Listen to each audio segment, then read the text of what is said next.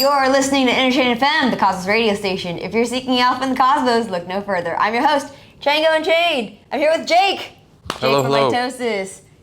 Hello. Hey. Nice to meet you. First time on the podcast, but we've known each other for years. I think about like three to 4 years, maybe. You were one of the co-founders of Everett. Yeah, Everett, yeah. I'm sorry, Everett, oh my goodness. I'm dating myself. Do you remember what Everett was? Wasn't it a wall? Actually, no, I'm gonna embarrass, no. No, it's okay, it's like... Is it account abstraction? No, it's, we tried to build liquid staking back in 2019. Oh, yes. Yeah, we won like 2 hackathons in Cosmos. Yeah. And then we founded a company called Everett. And Was it Hack Atom Soul that you won? Yeah. Okay. Hack Atom Soul. There was like another hackathon for Cosmos in San Francisco. So we won both. That was in November like 2019. 2019 in San Francisco. Yeah. Like guys who I were building with, Ryan Park, he's now doing something on Bearchain. Oh, really? Yeah, he's building something called Exponents, and there were Josh and Tony. They're now co-founders of Kepler and also Osmosis. We call ourselves like Everett Gang. We are all building something relevant. How did you and Dojmos and the Everett team link up? Oh, it goes all the way back to Full Node, or Node, isn't it? Nonce, yeah. Full Node. Nonce in the co-working space in South Korea. Yeah. So Nonce is a co-working, co-living space in Korea. We talk about crypto. Like most of the people are working at crypto. I think it kind of changed recently through like general startup. Back then, there was like a private meetup. Not like private, but it's like some people who are in Cosmos ecosystem, we drank together in the rooftop. I was invited to be there, and we were talking about like Cosmos and stuff.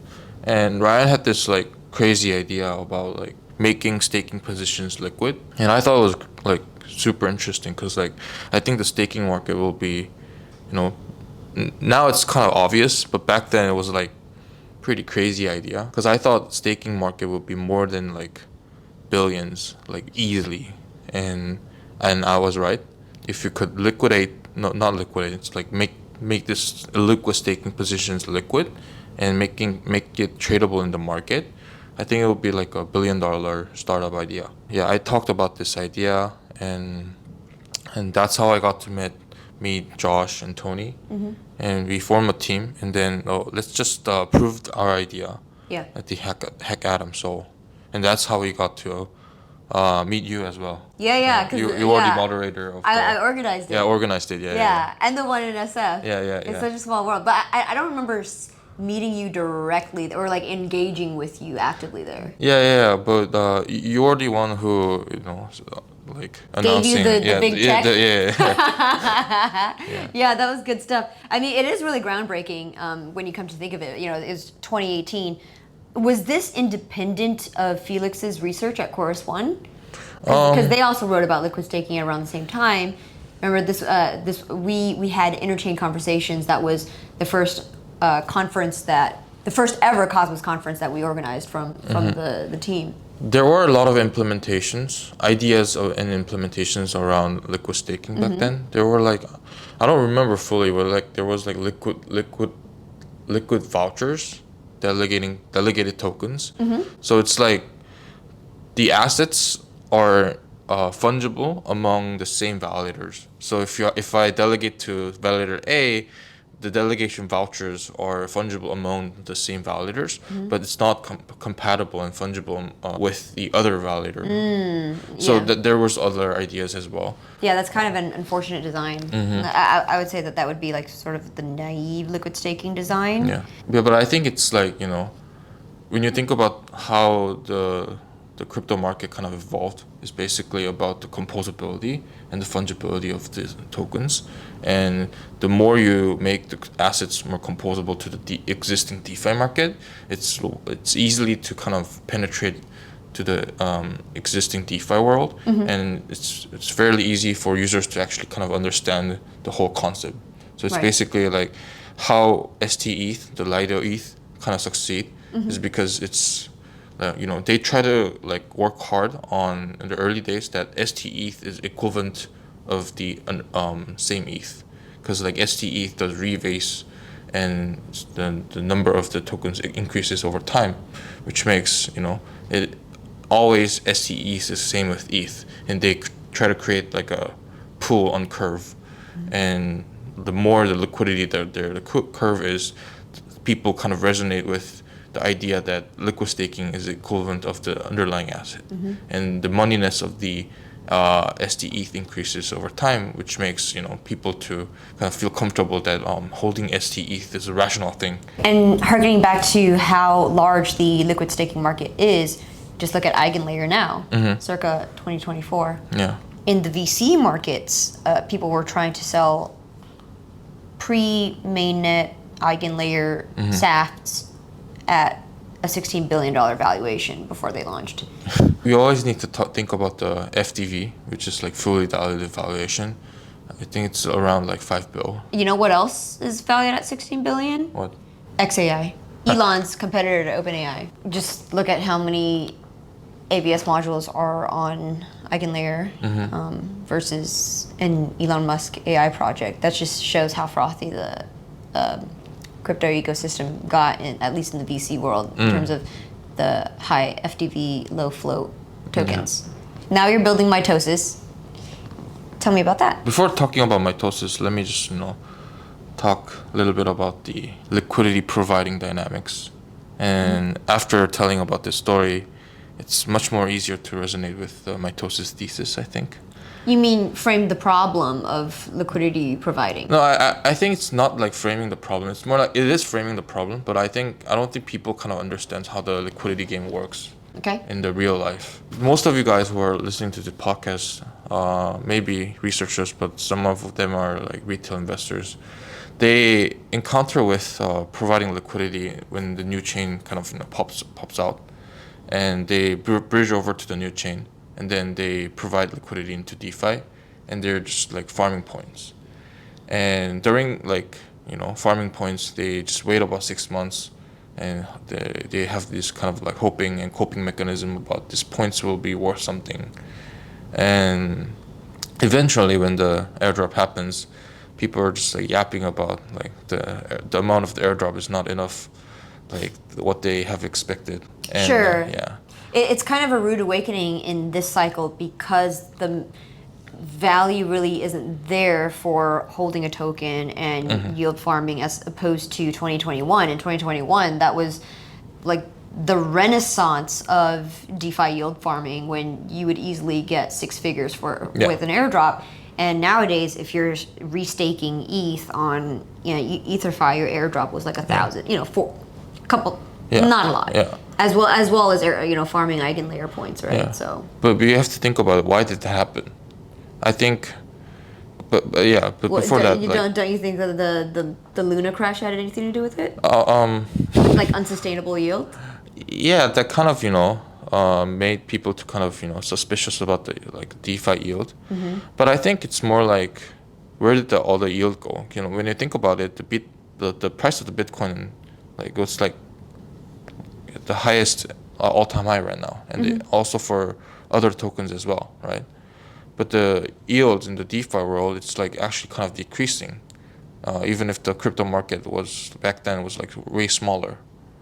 And I think the reason is because the fruitful and the juicy yields are taken by the institutional and the whales who are discussing. In what way? If they're just holding tokens? So they're doing like a private LP deals between protocols.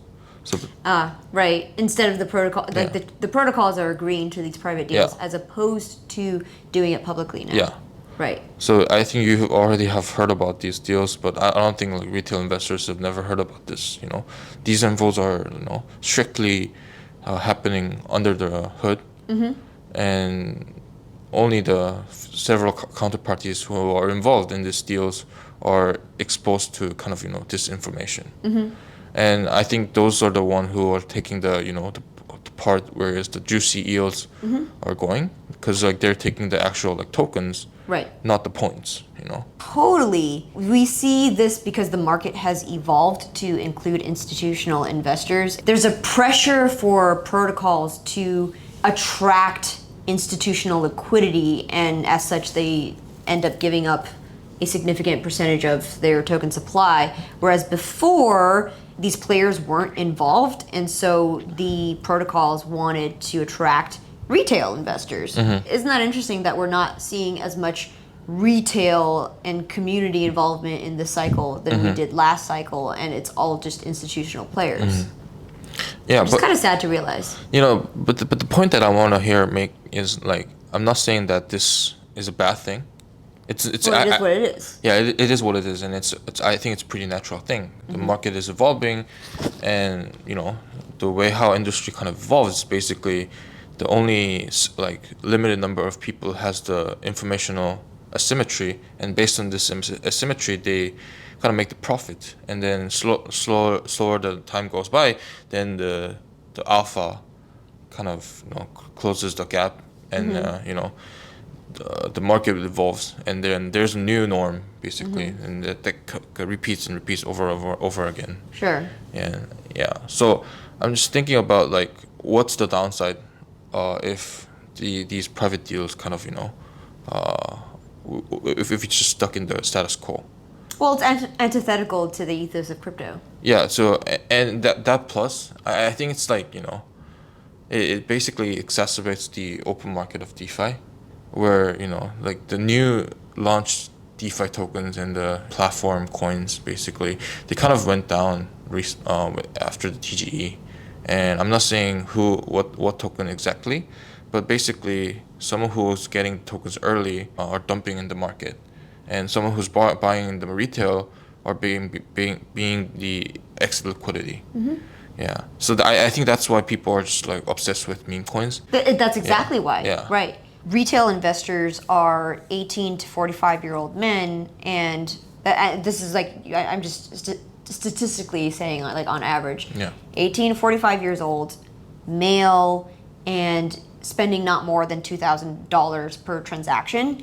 And so retail is unable to access the deals that the VCs, the whales, the institutions are getting into.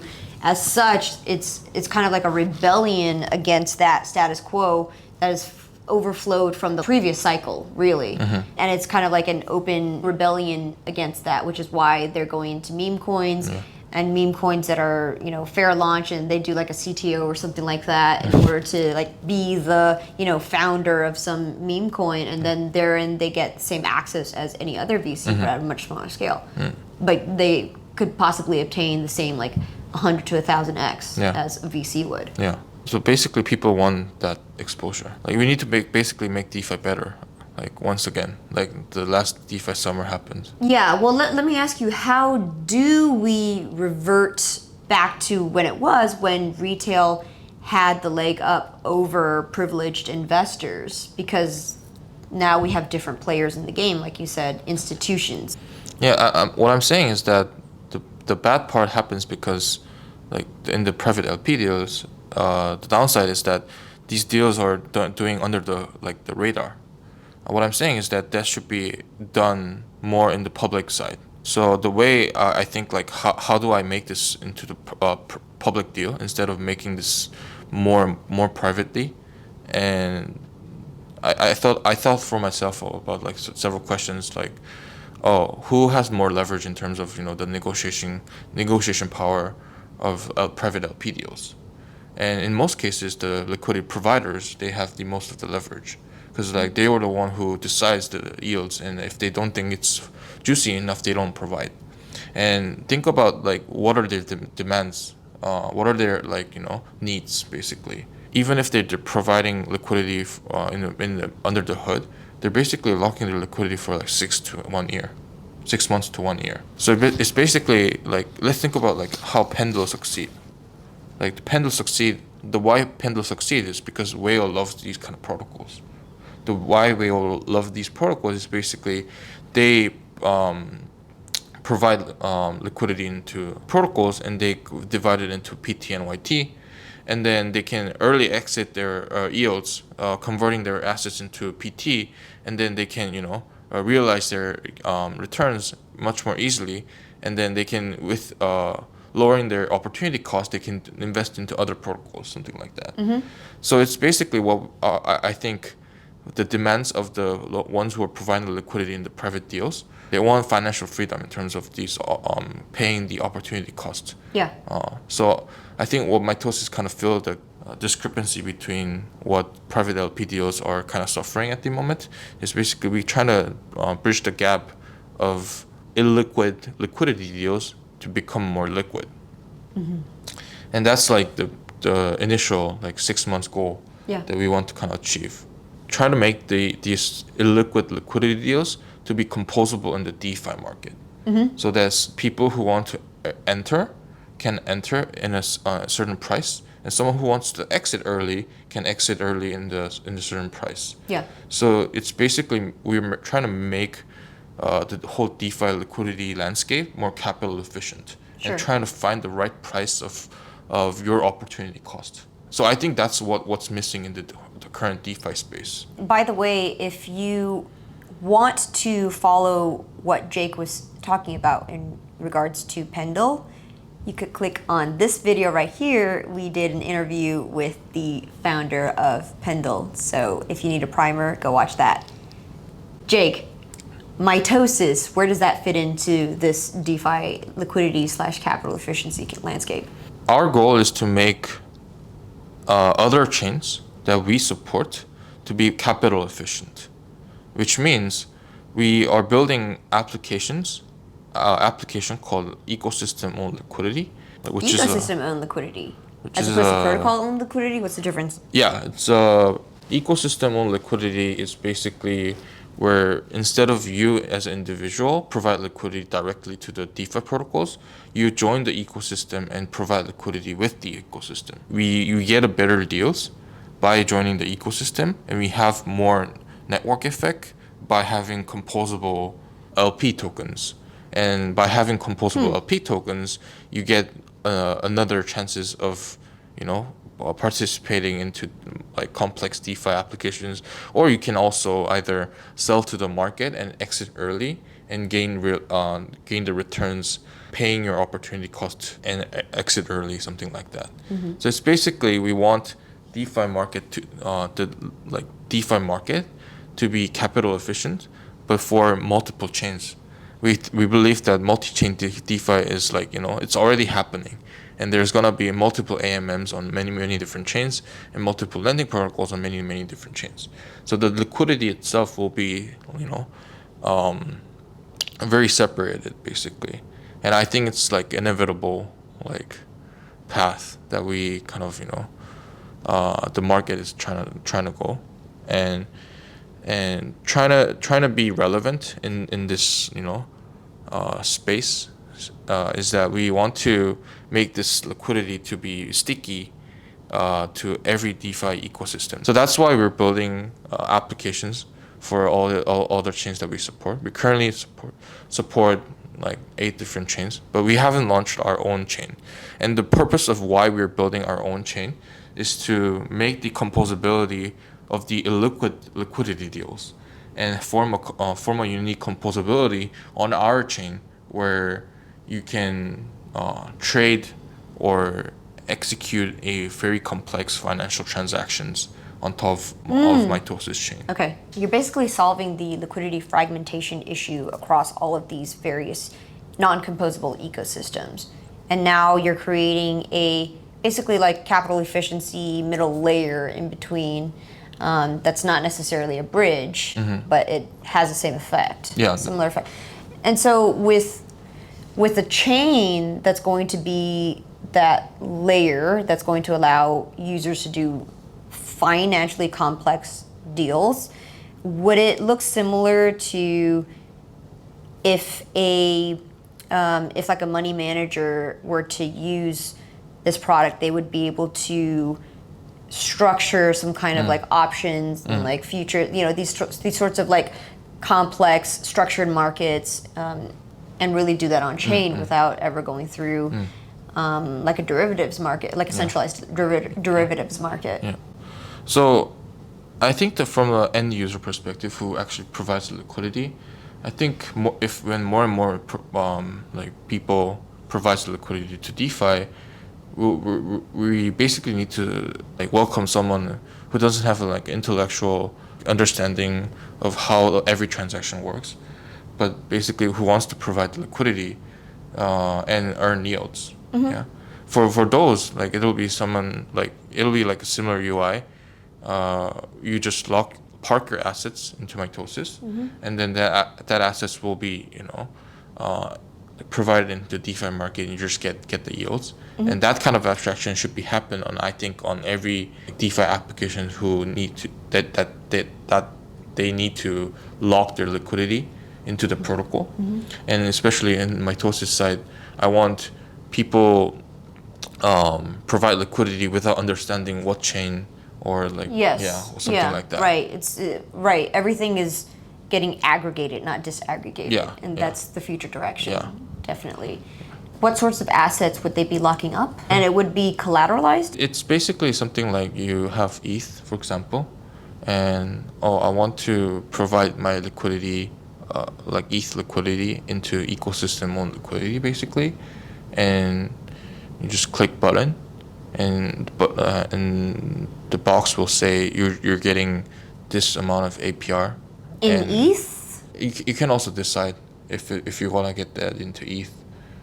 Like you can think of it like our goal is to create like for end users like Robinhood, basically. You can just like lock up your asset, and you don't have to understand, but you basically need, like, if you want to know, there's gonna be all the infos. And in a very tiny, Sure. But well, what are the risks? The risks would be, you're basically providing liquidity to these like private deals, or maybe the risk would be, would it be like you're having the Mitosis chain custody your asset, or like is it held in a contract? The risks are basically that you providing liquidity to the on-chain, which makes that if Mitosis chain gets hacked, then theoretically speaking, then your assets can be also. Well, if Mitosis chain gets hacked, it's a consensus level hack. It would be, and we've never seen any precedent on consensus level attacks, so that's a pretty low risk. That is very low risk, and it hasn't been happened. It's all been application layer attacks.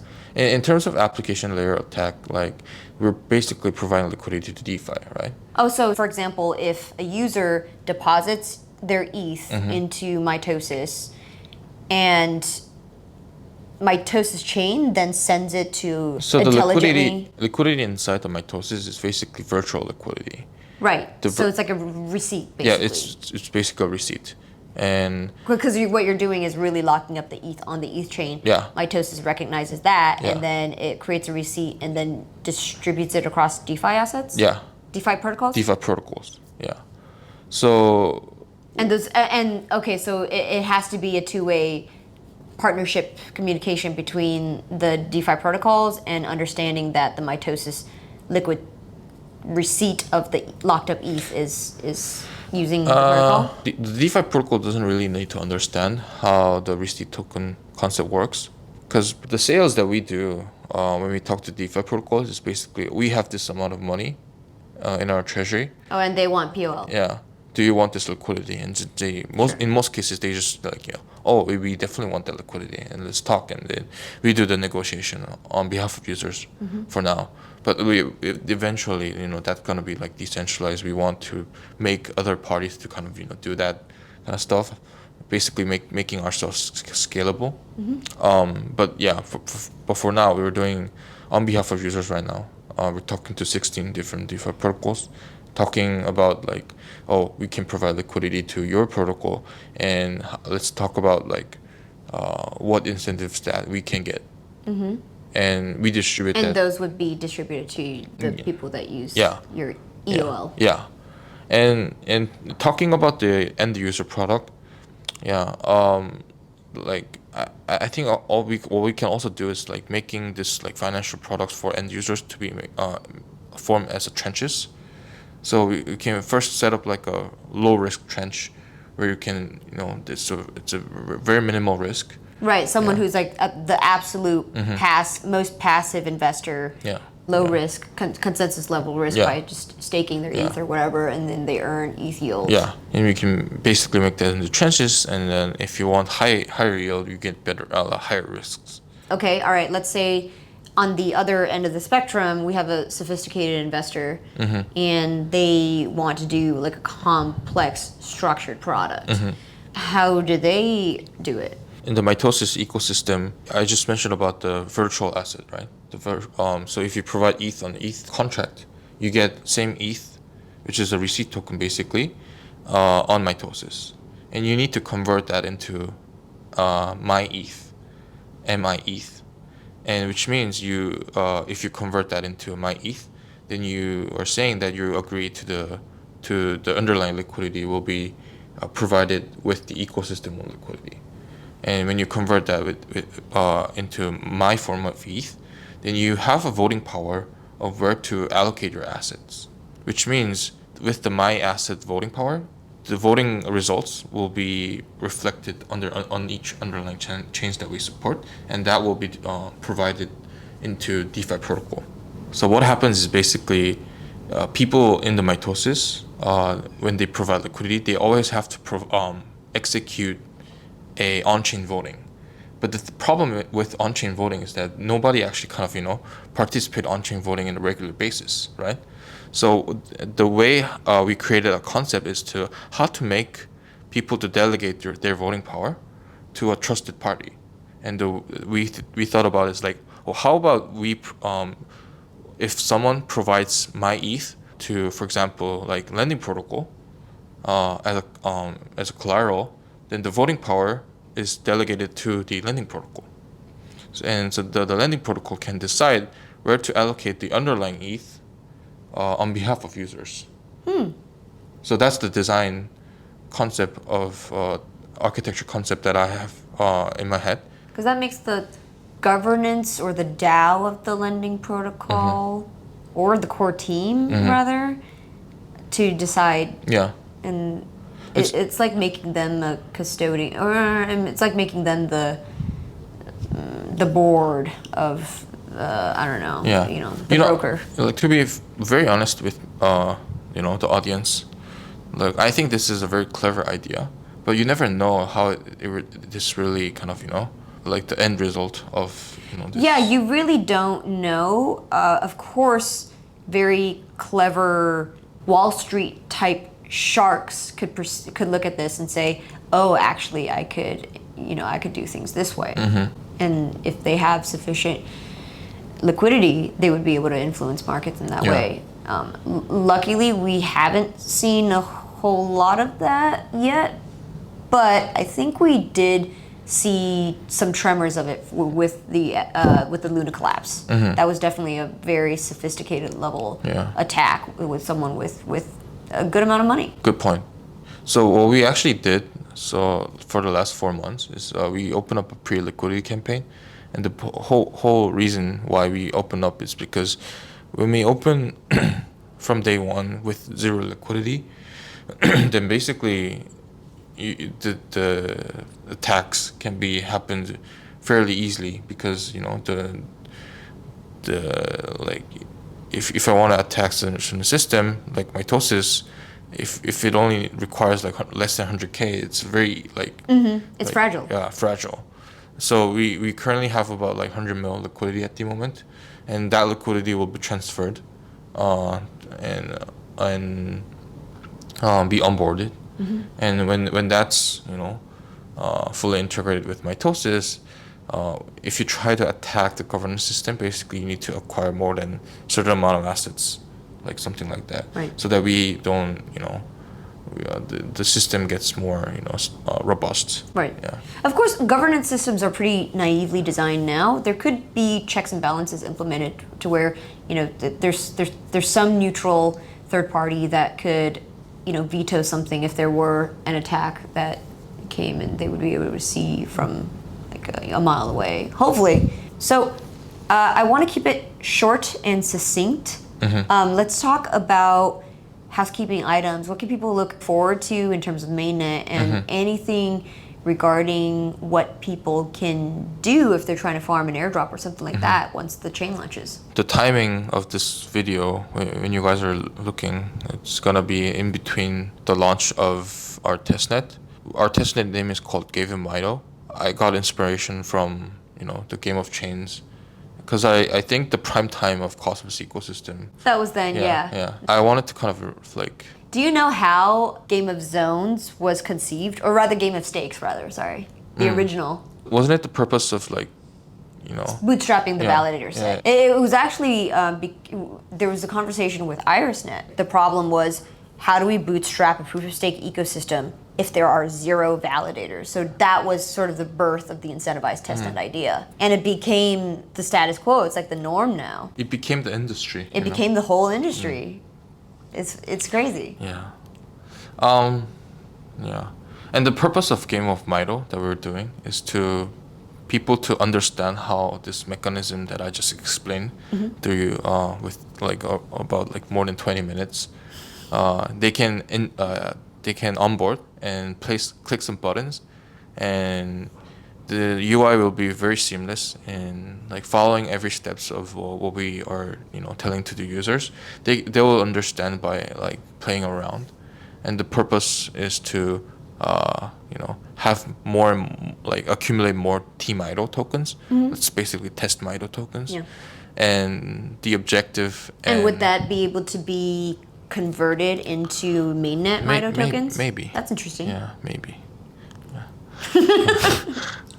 All right. Thank you so much, Jake, for all of the alpha. And I'm so glad to see you here. We're currently here in Thailand, Bangkok. So it's going to be a while when you hear from us, actually, when this gets released. Congratulations on mainnet launch preemptively. Oh. And, you know, congrats to you if you're listening now and getting the alpha. Is it going to be Mito? Yeah. Nice.